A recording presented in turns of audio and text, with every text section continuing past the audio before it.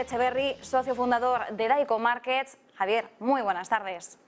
Buenas tardes, Marta. ¿Qué tal? ¿Cómo estás? Bueno, bien, bastante mejor que el mercado, la verdad, porque ahora mismo tenemos un panorama bastante dudoso.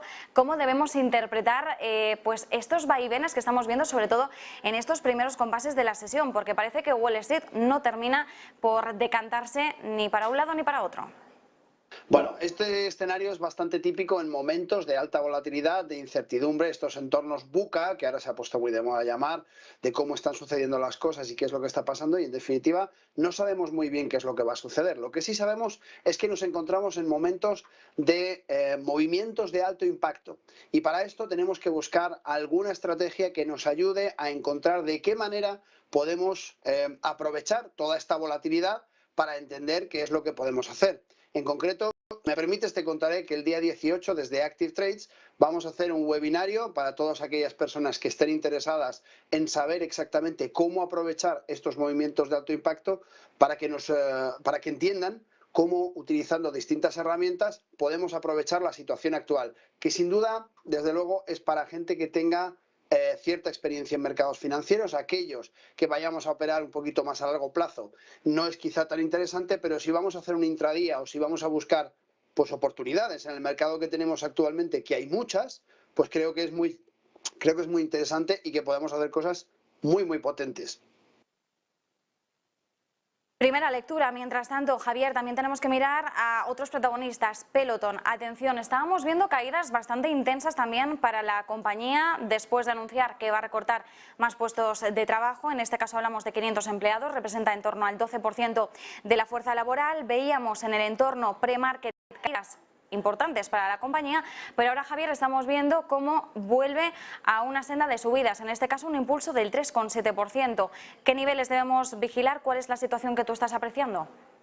Pues mira, os estoy compartiendo pantalla justamente y como ves, lo primero que hay que apreciar es el sesgo de Peloton. Es decir, no es una compañía de la que podemos hablar. Os lo pongo así muy pequeñito simplemente para que entendáis el movimiento que tiene Peloton y de dónde venimos, ¿no? Y si tomamos un poco de distancia, veremos que es una compañía que se comportó muy bien en su momento, pero que lo está haciendo mucho peor desde hace ya un tiempo, y por tanto estamos hablando, fijaos, toda esta tendencia tan sumamente bajista. Digamos que el último soporte complicado que ha perdido ha sido estos 9,35 y el siguiente soporte que no debía perder eran los 6,74. La situación de la empresa, desde luego, es muy complicada, y si nos fijamos ahora un poquito más de cerca, que vamos a hacer el gráfico más grande para que todos lo podamos apreciar, vemos un poco...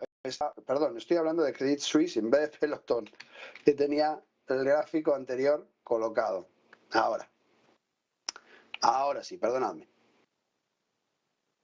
Vale, es que justamente estaba antes mirando Peloton y es justamente muy parecido el movimiento.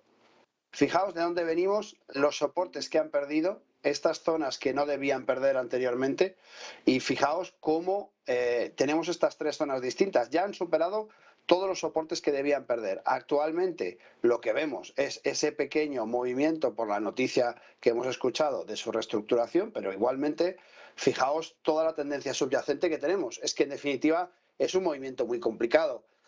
Si queremos intentar buscar entradas dentro de un título con un sesgo tan sumamente bajista y que está en una situación tan complicada, pues lo que tenemos que hacer es buscar zonas de acumulación para buscar cortos. Ya tenemos un montón de herramientas. Podemos trabajar con opciones, con CFDs o con cualquiera de las herramientas que a día de hoy, en el siglo XXI, podemos utilizar. No solamente tenemos que comprar y esperar a ver qué sucede, porque en muchos casos podemos cubrir esas acciones que se nos han quedado colgadas porque el mercado está cayendo, con CFDs en operaciones de hedging o de cobertura, o por el contrario, lo que podemos hacer es directamente entrar cortos. No necesitamos tener ningún activo previamente para ver que un título se está desplomando, y que además podemos utilizar la variación de esa entrada y esa salida para tomar beneficios. Y una última cuestión, Javier, ya que tenías ahí el gráfico preparado de Credit Suisse, ¿qué nos puedes decir sobre la compañía? Pues que lo está pasando francamente mal. Estábamos viendo un poco la situación, ¿no? Que realmente está muy complicada. Fijaos lo que comentábamos. Pequeña subida, intentando un poco remontar, pero ha perdido soportes importantísimos. Están intentando reestructurar. Es verdad que toda esta avalancha de noticias que hemos conocido todos en los últimos días no les está beneficiando en nada. De hecho, fíjate en estos gaps tan fuertes que voy a ampliar para que podáis ver bien.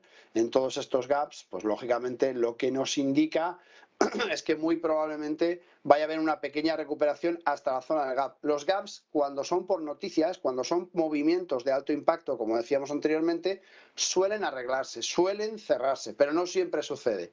Por tanto, podemos esperar, como veis, aquí prácticamente se ha cerrado el gap, se ha quedado muy cerquita de ese cierre del gap. Vamos a ver si es suficiente como para que vuelva a la misma zona y continúe hacia arriba, aunque lo más probable es que por la situación actual y esa tendencia subyacente tan fuerte que tiene, sumado a las últimas noticias que todos estamos conociendo, pues es bastante probable que continúe un poco la sangría.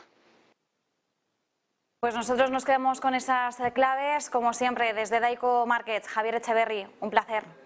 Gracias a vosotros.